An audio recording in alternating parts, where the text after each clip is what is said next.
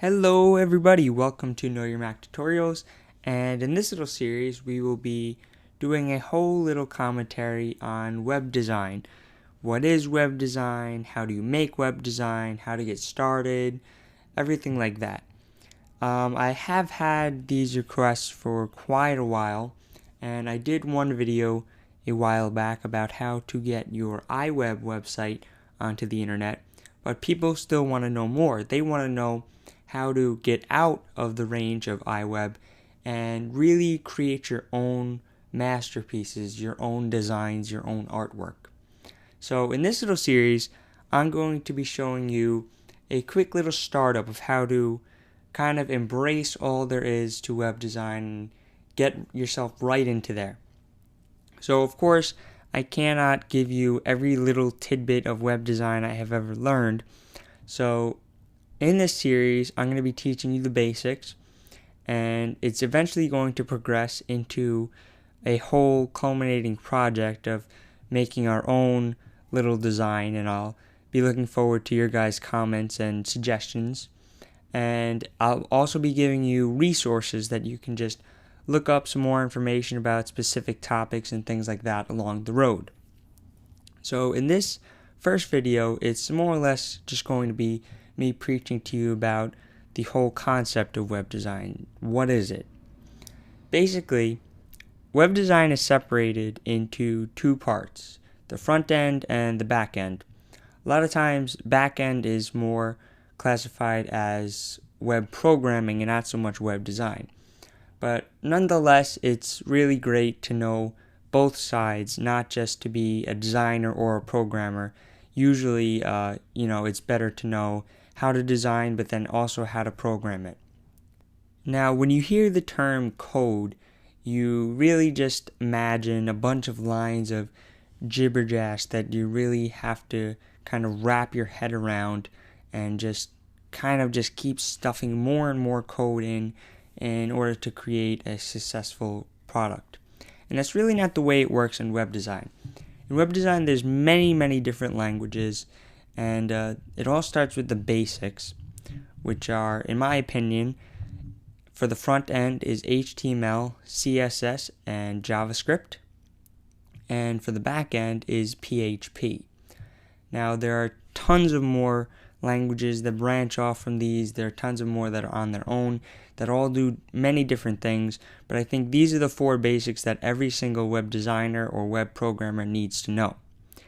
Now, the reason why I say web design is a little bit different from other coding is because they really all work together to form this fully operational website. So, for example, HTML is your base. It contains pretty much a listing of all the elements that are going to be on your page. Then you take that and you move over to CSS.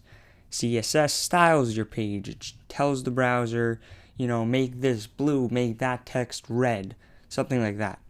JavaScript is the functionality. So if you want something to pop out from your screen when you hover over this object, JavaScript can do it. And PHP can do many different versatile things. It can validate your forms. It can store information in a database. It can pretty much be the backbone to any website. So when you put them all together, it really isn't as bad as it seems, because you have just little bits and pieces that form this whole big thing when put together. So let's just take a look at the rundown for the series. So we're going to start off learning HTML and CSS. Those are the first two languages we're going to learn. And after those are fully complete, we're going to start creating a design in Photoshop. Or if you don't have Photoshop, that's fine. You can use GIMP, even Paint, whatever you'd like. And we're going to create a nice design and code it for the browser. After that, we're going to be adding a little bit of JavaScript to our page. So we'll learn a little bit about how JavaScript works, and then start off placing it on our page and figuring out what we want to do with what, how the functionality should be incorporated, and stuff like that. Then at the end, I'm going to go over a few things with PHP. Now just note that if you plan on skipping right to the PHP part of this series, do note that it is important to fully understand the consequences of using PHP as well. As it is a back-end programming language, this also means that people can exploit it to hack into your website and just maliciously use your code against you. So before you put out a fully working version of a website using PHP, make sure you fully understand what each line of PHP code does, and also figure out if there's any way that people can exploit the information on your website. We will be going over a little bit about PHP safety and how to keep your website free from hackers when we get to that point in this series. But for now, if you go to the bottom of your page, you will see a little tiny hotbar type of thing. It's basically YouTube's way of showing you all the videos in the series. You can go right down there and select the next video and continue watching.